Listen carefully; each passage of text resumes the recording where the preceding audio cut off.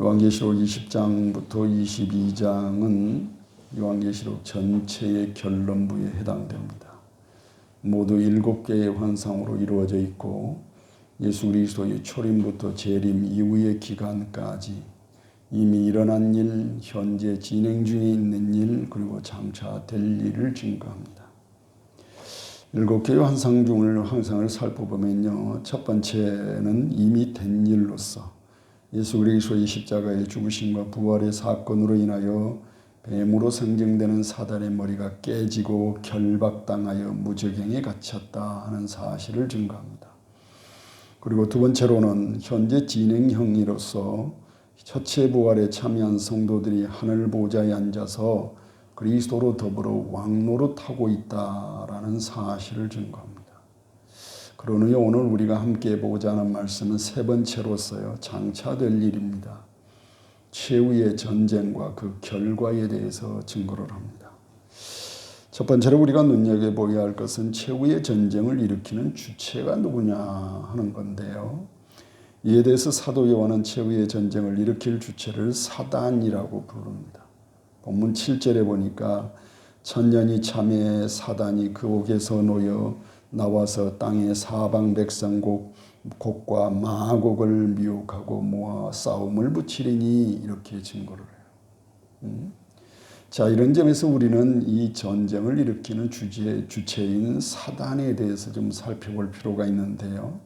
사단은 하늘에서 쫓겨난 악한 천사로서 귀신의 왕을 가리킵니다. 성경에 따르면 하나님 나라가 있다면 사단의 나라도 있어요. 성경에 따르면 귀신의 왕 사단과 그의 사자가 있다라고 증거함으로써 사단의 나라에도 조직과 계급이 있다는 사실을 증거합니다. 이에 대해서 요한계시록 12장 7절 9절에 보면 이렇게 증거하죠. 하늘에 전쟁이 있으니 미가엘과 그의 사자들이 용으로 더불어 싸울세 용과 그의 사자도 싸웠다라고 증거해요. 그래서 용과 사자, 그의 사자 이런 것으로 모아서 그들의 세계에도 조직과 그리고 어떤 계급이 있다는 사실을 증거를 합니다. 사단은 죄와 사망을 무기로 인간을 공포로 다스리는 자예요. 그것은 사단의 최고의 무기가 죄와 사망이기 때문이죠. 이런 점에서 사단은 모든 사람을 죄 아래 두고 그리해서 죄의 삭신 사망을 피할 수 없게 만드는 자입니다. 세 번째로 사단은 성도들을 참소하던 자예요. 이런 사실을 욥기 1장에 나타나 있는데 그 말씀에 보면 참소하다라는 말을 사용하는데 여기서 참소하다는 말은 법정적 용어예요. 법적으로 말하면 원고가 되다 그런 뜻이죠. 오늘날 검사의 역할과 같아요. 잘못을 비난하고 고소하는 것을 의미합니다. 욥기 1장 8절에 따르면 사단이 하나님 앞에서 욥을 참소하기를 욥이 어찌 까닭 없이 하나님을 경외하리까? 주께서 그와 그 집과 그 모든 소유물을 산울로 두르심이 아닙니까? 주께서 그 손으로 하시는 말을 복되게 하사 그 소유물로 땅을 널리게 하셨습니다. 이제 주의 손을 펴서 그의 모든 소유물을 치소서 그리하면 정령 대면하여 주를 욕하리다 라고 참소를 해요. 이 말씀에 보면 욥이 까닭 없이 하나님을 섬기지 않는다는 거예요. 다 하나님께서 복을 주셔서 그런 것이지 욥의 믿음이 순수하지 않아요 하면서 고소를 하는 거죠. 그런 참소의 역할이 오늘날 검사와 같은 역할인데 그것이 바로 이 사단의 전형적인 어떤 습성이에요. 네 번째로 사단은요, 땅에 자신의 보좌를 두고 이 세상 신으로 자처하면서 사람들을 미혹해요. 그래서 요한계시록 12장 9절에 보니까 사단에 대해서 온 천하를 깨는 자라고 증거를 해요. 다섯 번째로 사단은 하나님의 교회를 핍박하는 실체입니다. 요한계시록 12장에 따르면 교회는 메시아를 낳은 여인으로 묘사돼요. 그런데 귀신의 왕 사단이 그리스도에게 패한 뒤에 여인으로 묘사된 비유된 교회를 공격하고 핍박하는 실체로 등장을 합니다. 그런데 본문에 따르면 이런 사단에 대해서 최후의 전쟁을 일으키는 주체라고 증거해요. 그러면 누구를 향해서 전쟁을 일으키느냐? 사단이 일으키는 최후의 전쟁의 대상은 누구냐? 그렇게 이야기하면 하나님과 어린 양이신 예수 그리스도예요. 더 정확하게 말하면 어린 양이신 예수 그리스도를 향해서 전쟁을 일으키죠. 본문에서 사도 요한이 증거하고 있는 최후의 전쟁을 올바로 이해하기 위해서는 성경이 언급하고 있는 전쟁의 역사를 좀 살펴봐야 돼요. 그래야지 왜 이것이 최후의 전쟁인지를 알 수 있습니다. 성경에서 큰 전쟁에 대한 예고가 처음으로 나타나는 것은 창세기 3장 15절이에요. 그 말씀에 따르면 첫사람 아담과 하와가 범죄한 직후에 아담과 하와를 범죄하도록 유혹한 그 뱀에 대해서 하나님께서 이렇게 말씀하십니다. 내가 너로 여자와 원수가 되게 하고 너의 후손도 여자의 후손과 원수가 되게 하리니 여자의 후손은 내 머리를 상하게 할 것이요 너는 그의 발꿈치를 상하게 할 것이니라 하고 말씀합니다. 이 말씀에 따르면 하나님께서 주도권을 가지고 두 세력을 서로 원수가 되게 하시겠다고 선언해요. 그래서 그 내용을 살펴보면 이렇습니다. 하나님께서 원수가 되게 하신 첫 번째 대상은 누구냐? 아담의 아내인 여자와 그 뱀이에요. 그러나 여기서 뱀은 그 뱀의 뒤에 숨어있는 사단의 도구에 불과하기 때문에 엄밀한 의미에서 하나님께서 원수가 되게 하는 대상은 여자와 뱀으로 상징되는 사단이죠. 그러면 하나님께서 여자와 그 뱀, 곧 뱀으로 상징되는 사단과의 사이에 원수가 되게 하신 이유는 뭘까? 창세기 3장 1절부터 6절에 보면 여자가 하나님의 말씀보다 뱀으로 상징되는 사단을 더 신뢰한 모습을 나타내요. 심지어 성경에 따르면 여자는 그 뱀에 대해서 자신을 하나님에게서 해방할 자, 곧 구원자이며 새로운 하나님으로 받아들이고 섬길 정도였습니다. 자, 이런 점에서 하나님께서는 여자와 그 뱀, 곧 뱀으로 상징되는 사단과의 사이의 신뢰의 관계를 오히려 원수가 되는 관계로 바꿔버려요. 그래 함으로써 서로 죽이고 싶을 만큼 적대감을 갖게 해요.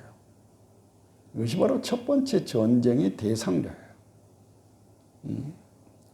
그러나 두 번째로 우리가 눈여겨봐야 할 것은 이 전쟁이 미치는 영향입니다.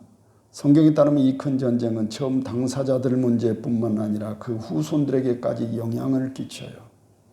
그래서 창세기 3장에 보면 너의 후손도 여자의 후손과 원수가 되게 하리니 라고 증거를 합니다. 그러면 여기서 뱀의 후손이라는 누구일까요? 단순히 문자적으로 이해해서는 안 됩니다. 왜냐하면 하나님께서 한낱 미물에 불과한 뱀의 후손과 여자의 후손을 원수가 되게 하신 것이 아니기 때문에 그래요. 본문에서 등장하는 그 뱀은 뱀으로 상징되는 사단을 의미하듯이 뱀의 후손은 뱀으로 상징되는 사단을 따르는 모든 사람들을 가리키는 거지요. 이런 점에서 이 말씀에 따르면 하나님께서 앞으로 태어날 사람들을 모두 두 세력으로 나누실 것을 예고하신 겁니다. 두 세력이라고 하는 것은 사단을 따르는 사단의 후손과 뱀의 후손과 여자의 하나님의 구원을 소망하며 여자의 후손이 오시기만을 소망하며 기다리는 여자의 후손으로 이 두 세력을 인류를 둘로 나누어요. 이로써 하나님께서는 처음 여자와 그리고 그 뱀 사이에 두신 적대감이 처음 당사자 간의 문제만이 아니라 그 후손들에게까지 영향을 줄 것임을 증거합니다. 실제로 세상은 과거로부터 지금까지 선과 악, 뱀의 후손과 여자의 후손 사이에 벌어지는 영적 전투가 실제 역사 속에서 계속 재현되어 왔어요. 세 번째로 하나님께서 예고하신 이 전쟁이 언제까지 이어질 것이냐 하는 건데요. 창세기 3장 15절에 따르면 여자의 후손이 오시기까지예요. 네 번째로 하나님께서 예고하신 이 전쟁의 결과는 뭐냐, 이에 대해서 창세기 3장 15절에는 예고합니다. 여자의 후손은 내 머리를 상하게 할 것이요 너는 그의 발꿈치를 상하게 할 것이라 하고 증거를 합니다. 이 말씀에서 여자의 후손은 내 머리를 상하게 할 것이요 너는 그의 발꿈치를 상하게 할 것이라는 말은 그 전투가 얼마나 치열할 것인지를 증거해요. 자, 그러나 뱀으로 상징되는 사단은 여자의 후손을 이기지 못합니다. 그것은 여자의 후손이 오셔서 뱀으로 상징되는 사단의 머리를 깨실 것이기 때문이죠. 자, 이런 점에서 창세기 3장 15절에서 예고하신 큰 전쟁의 결말은 뱀으로 상징되는 사단의 머리가 깨져서 철저하게 멸망되는 것으로 종결될 것이지요. 따라서 창세기 3장 15절에 따르면 하나님께서는 그 전투의 시작점에서 이미 그 전투의 결말을 예고하고 있는 거지요. 그런데 때가 차면 하나님께서 보내시리라고 약속하신 메시아 예수 그리스도를 보내십니다. 갈라디아서 4장 4절에 따르면 바울은 예수 그리스도를 여자에게 나게 하셨다라고 증거를 해요. 그리함으로써 예수 그리스도를 창세기 3장 15절에서 오시리라고 증거한 여자의 후손이시다 하는 사실을 증거합니다. 첫째로 바울이 하나님의 아들이신 예수 그리스도를 여자에게 나셨다고 증거한 바대로 복음서에 따르면 주님께서 강한 자와 더 강한 자의 비유를 통해서 하나님께서 창세기 3장 15절에서 예고하신 큰 전쟁이 예수 그리스도의 오심으로 이미 시작됐다는 사실을 밝혀줍니다. 예를 들면 마태복음 12장 29절에 따르면 사람이 먼저 강한 자를 결박하지 않고야 어떻게 그 강한 자의 집에 들어간 세간을 늑탈하겠느냐. 결박한 후에야 그 집을 늑탈하리라 하고 증거하고요. 누가복음 11장 22절에 따르면 더 강한 자가 와서 저를 이길 때에는 그의 믿던 무장을 빼앗고 그의 재물을 나누리라 하고 증거를 합니다. 이 말씀에 따르면 강한 자와 더 강한 자가 대조되죠. 또 더 나아가서 이기고 믿던 무장을 빼앗기는 것, 재물이 늑탈당하는 것, 이런 표현들을 써요. 이런 표현들을 통해서 하나님께서 창세기 3장 15절에서 예고하신 전쟁이 예수 그리스도의 오심으로 시작되었다 하는 사실을 증거합니다. 둘째로 바울이 예수 그리스도를 여자에게 나셨다고 증거한 바대로 예수 그리스도께서는 하나님께서 창세기 3장 15절에서 예고하신 바대로 뱀으로 상징되는 사단의 머리를 깨시고 인류를 죄악 가운데서 건지시기 위해서 오셨습니다. 그래서 마태복음 1장 21절에 따르면 예수 그리스도의 오신 목적을 자기 백성들을 저희 죄에서 건지시기 위함이라고 증거하고요. 또한 마태복음 9장 6절에 따르면 주님께서 죄 사함의 권세가 있음을 나타내 주셨죠. 그러나 주님께서 우리를 죄에서 건지시기 위해서는 오래전 이사야 선지자가 장차 오실 메시아적 왕이 여호와의 고난받는 종으로 오셔서 자기 백성들의 죄를 대신해서 자신을 화목제물로 드리심으로 자기 백성들을 죄에서 건지셔야 한다라고 증거한 바대로 죄 없으신 주님께서 우리를 위해서 죽으셔야만 했습니다. 그런데 성경대로 주님께서 자기 백성들의 죄를 대신해서 십자가를 지시고 죽고 부활하시죠. 그래서 성경대로 모든 믿는 자들을 죄에서 건지셨습니다. 성경에 따르면 죄사함과 구속은 동의어로 사용돼요.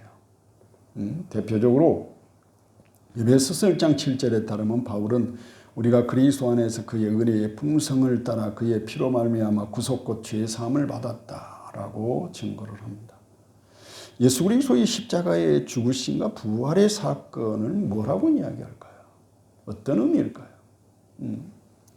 신약성경은 예수 그리스도의 십자가의 죽으심과 부활의 사건을 창세기 3장 15절에서 예고하신 큰 전쟁으로 묘사합니다. 예를 들면 골로새서 2장 15절에 따르면 바울은 정사와 권세를 벗어버려 밝히 드러내시고 십자가로 승리하셨다라고 증거해요. 바울이 예수 그리스도의 십자가의 사건을 십자가로 승리하셨다라고 증거한 것으로 보아서 예수 그리스도의 십자가의 죽으심과 부활의 사건을 큰 전쟁에서 승리하신 사건으로 이해했음을 증거하지요.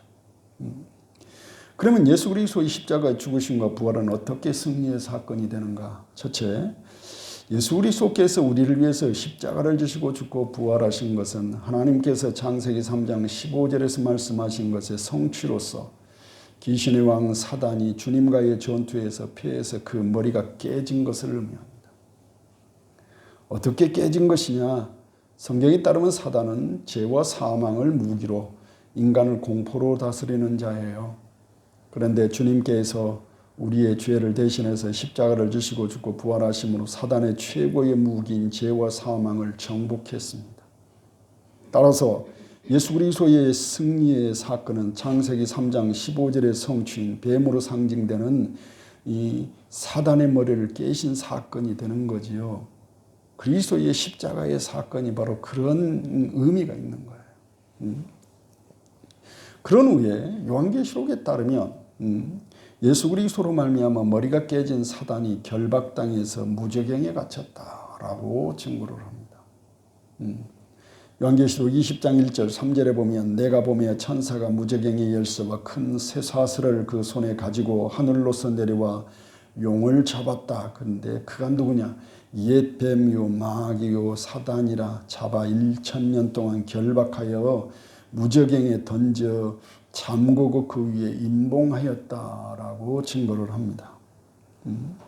결박당한 사단에 대해서 성경은 뭐라고 이야기하냐면 옛 뱀 곧 마귀라고도 하고 사단이라고도 하는 자, 온 천하를 꿰는 자라고 증거를 해요. 자, 이런 점에서 본문에서 언급하고 있는 결박당한 사단은 옛적에 뱀을 통해서 아담과 하와를 범죄하도록 유혹했던 자예요. 그런데 그가 예수 그리스도의 십자가의 죽으심과 부활하심으로 그 머리가 깨지고 결박을 당한 거죠. 그러면 사단의 결박한 사건은 뭐냐? 예수 그리스도의 십자가의 죽으심과 부활의 사건이에요. 예수 그리스도의 십자가의 죽으심과 부활의 사건이 사단의 머리를 깨시고 승리하신 사건인 것처럼 예수 그리스도의 십자가의 죽으심과 부활의 사건은 사단을 결박하신 사건이에요. 그러면 결박이란 무엇일까요? 그것은 무장해제를 의미합니다. 다시 말하면 사단은 자신의 최고의 무기인 죄와 사망이 완전히 정복되었습니다. 이제는 그가 사용할 무기가 없어졌어요. 그래서 무장해제가 된 거예요. 싸울 능력이나 싸울 만한 힘도 어떤 무기도 존재하지 않습니다. 사단에게는. 그러면 주님으로 인하여 머리가 깨지고 결박을 당한 사단은 지금 어디에 있는가? 이에 대해서 요한계시록 20장에 보면 무저갱에 던져졌다라고 증거합니다. 무저갱은 끝이 없는 깊은 심연으로서 지옥을 의미합니다. 이와 같이 지옥을 의미하는 무저갱은 한 번 빠지면 나올 수 없습니다. 다른 말로 하면 한 번 닫힌 지옥의 문은 열려지지 않습니다. 그러면 주님께서 십자가를 지시고 죽고 부활하심으로 사단의 머리를 깨시고 머리가 깨진 사단을 결박해서 무저갱에 던지신 이유는 뭘까요? 요한계시록 20장 3절에 보면 다시는 만국을 미혹하지 못하게 하시려고 했다라고 증거를 합니다. 자, 그런데 본문에 따르면 사도 요한은 장차 사단이 놓이고 최후의 전쟁이 일어날 것이다 라고 증거를 합니다. 무저갱에 갇힌 사단이 잠깐 놓인다는 말을 사용해요.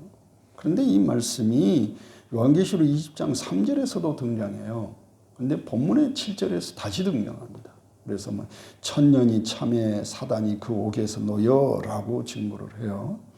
자, 이런 점에서 요한계시록 20장 7절의 말씀은 요한계시록 20장 3절의 연장선상에 있어요.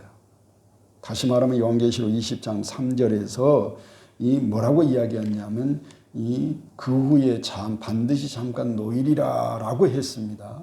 그런데 노일이라고 했던 말씀을 요한계시록 20장 7절에서 다시 이야기하는 거죠. 그럼으로써 그 이후에 어떤 일이 일어날 것인지를 설명하는 거예요. 그 내용을 살펴보면 이렇습니다. 우리는 본문에서 사도 요한이 천년이 참에 사단이 그 옥에서 놓여라는 말씀을 어떻게 이해해야 할까 생각해야 합니다. 우선적으로 이 말씀을 문자적으로 이해해서는 안 돼요.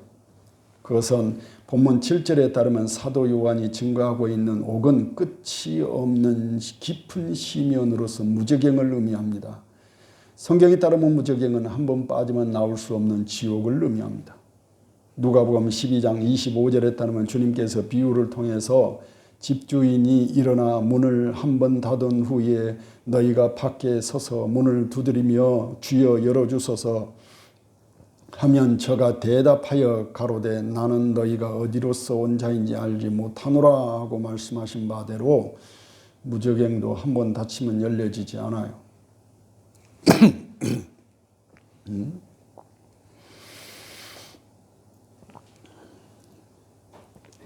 다시 말하면 구원의 문이 닫혀서 열려지지 않는 것이나 지옥의 문이 닫혀서 열려지지 않는 것이나 같은 거예요.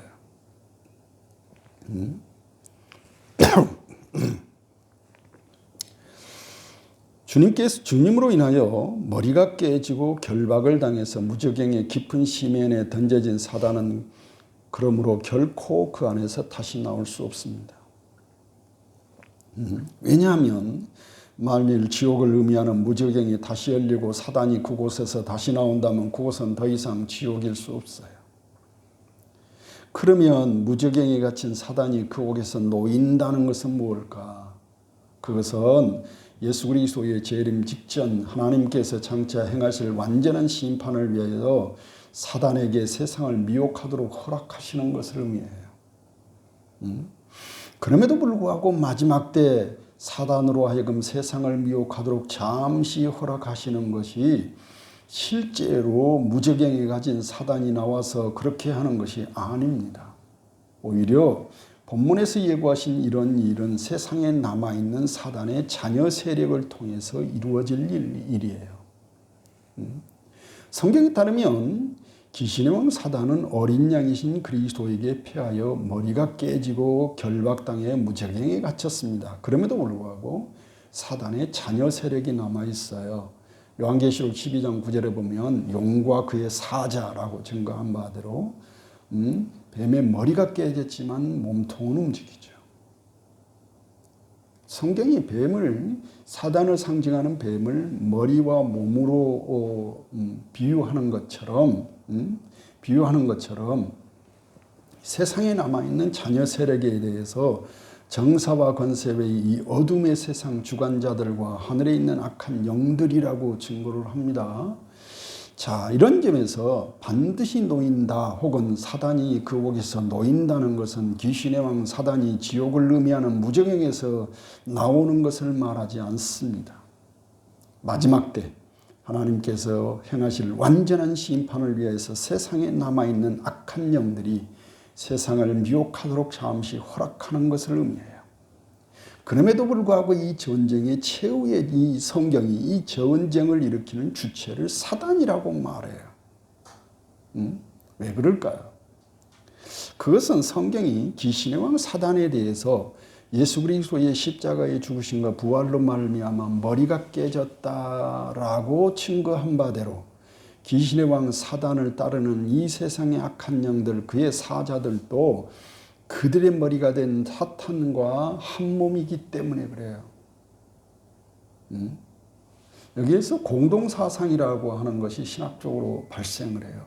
머리와 몸이 한테 붙어 있는 거예요. 비록 머리는 깨져서 무저갱에 갇혔지만 몸은 그의 몸은 여전히 움직이고 있는 거예요.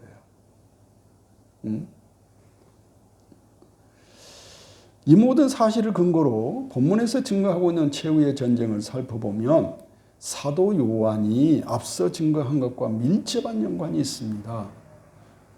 요한계시록은 최후의 전쟁을 세 개의 반복어법을 통해서 강조를 해요.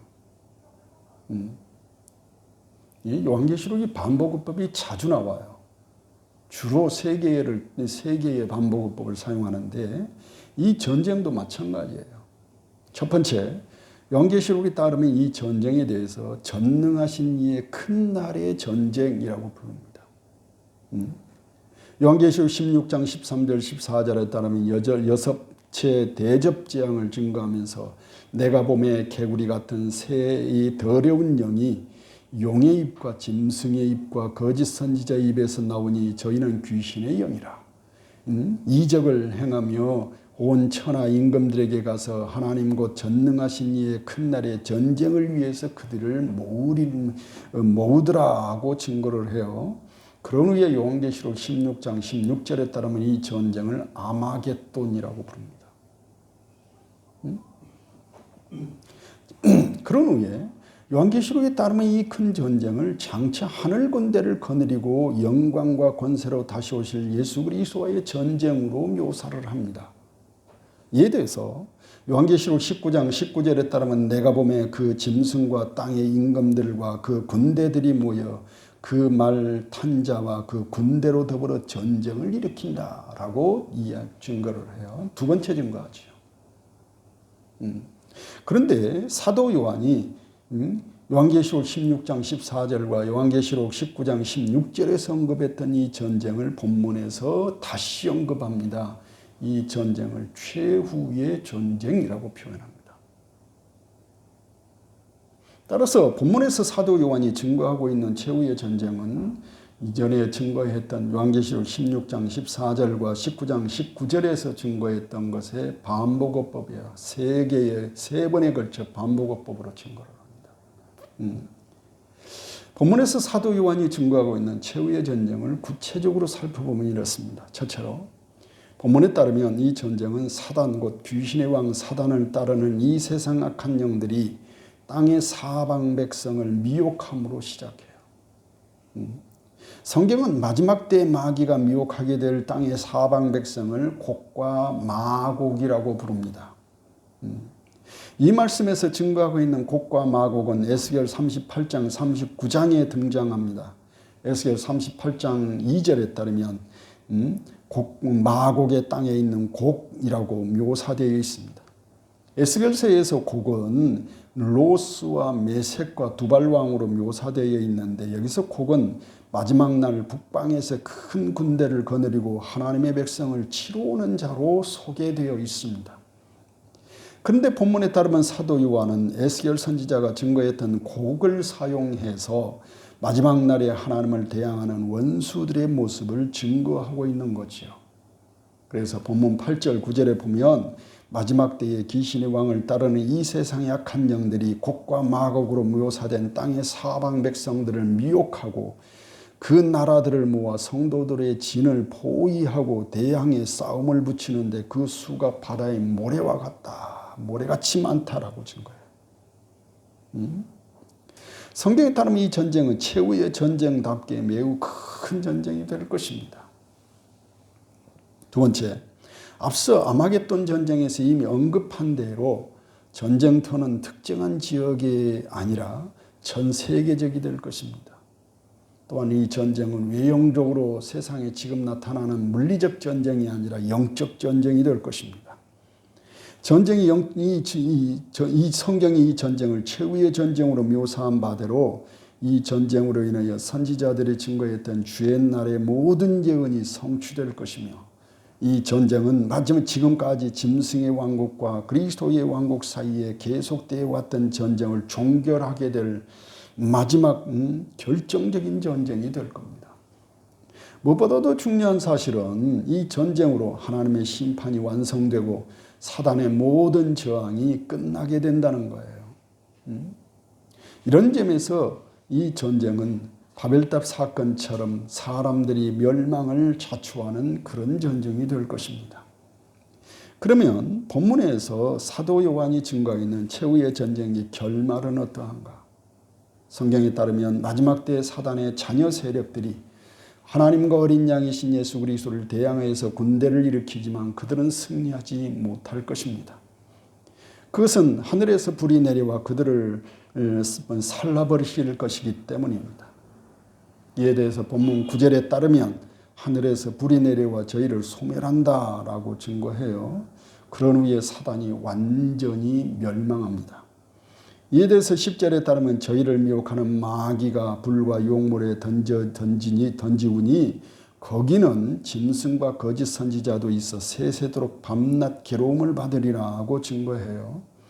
그러므로 이 말씀을 요약하면 장차 마귀가 곡과 마곡으로 설명된 땅의 사방에 있는 백성들, 나라들을 모아서 성도들의 진을 포위하고 대항의 싸움을 붙이지만 오히려 그 마귀가 철저하게 패해서 불과 유황못에 던져짐으로써 완전히 멸망하게 된다는 것이죠. 그것이 최후의 전쟁이에요. 자, 그러면 사단 마귀가 최후의 전쟁을 이기지 못하는 궁극적인 이유 혹은 원인은 뭘까요? 그것은 성경이 예고한 바대로 어린 양이신 예수 그리스도 때문이에요.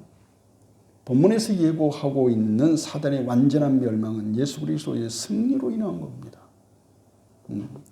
예를 들면 예수 그리스도께서 우리를 위해서 십자가를 지시고 죽고 부활 승리하심으로 사단의 머리를 깨시고 결박해서 무저갱에 던지신 것처럼 장차 예수 그리스도께서 심판주로 다시 오셔서 사단의 자녀 세력들을 완전히 멸망시키시고 그들을 불과 유황못에 던지심으로 사단인을 완전히 멸망시키게 될 겁니다.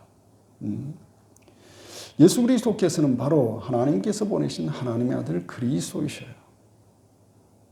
하나님께서 하나님의 아들이신 예수 그리스도를 보내신 것은 우리를 죄악 가운데서 건지시기 위함이에요. 그럼에도 불구하고 주님께서 성경대로 우리를 위해서 십자가를 지시고 죽고 부활하심으로 그런데 주님께서 우리를 위해서 성경대로 십자가를 지시고 죽고 부활하심으로 모든 믿는 자들을 죄사함 구속하시고 구속하신 성도들을 하나님 나라로 하나님 나라를 유업으로 주셨습니다. 그러나 아직 완성은 아니에요. 최종적인 완성은 예수 그리스도의 재림 때가 될 거예요. 자, 이와 같은 사실 때문에 하나님 나라를 유업으로 얻은 성도들이 지금 세상에서 영적 전투 중에 그리스도 때문에 여러 가지 환난을 당해요. 성경에 따르면 환난의 주체는 사단입니다. 예를 들면 사단은 어린 양이신 예수 그리스도와의 전투에서 패해서 머리가 깨지고 결박당해서 무저갱에 갇혀 있습니다. 그러나 뱀의 머리가 깨져도 몸은 움직이듯이 아직도 세상에서는 사단의 자녀 세력들이 남아있어서 성도들을 시험하고 환난을 줍니다.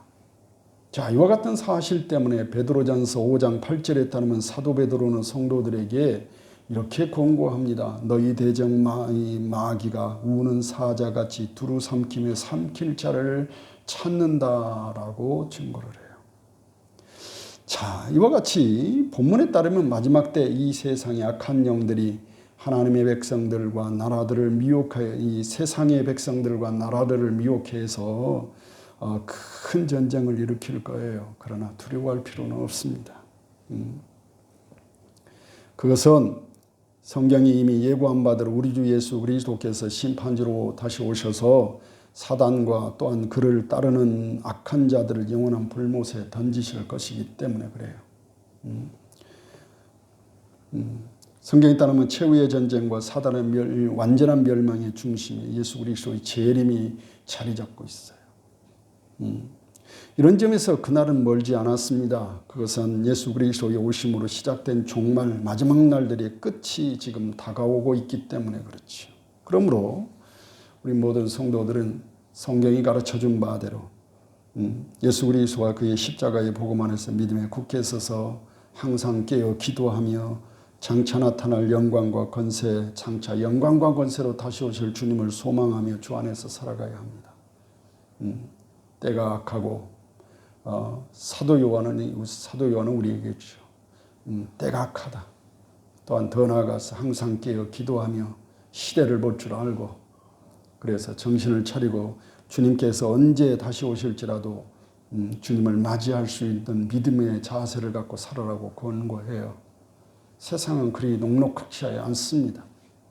우리가 예수 그리스도를 믿음으로 하나님 나라를 유업으로 받았다고 해서 우리의 인생의 길이 그냥 쉽게 그냥 술술 풀리는 것은 아니에요.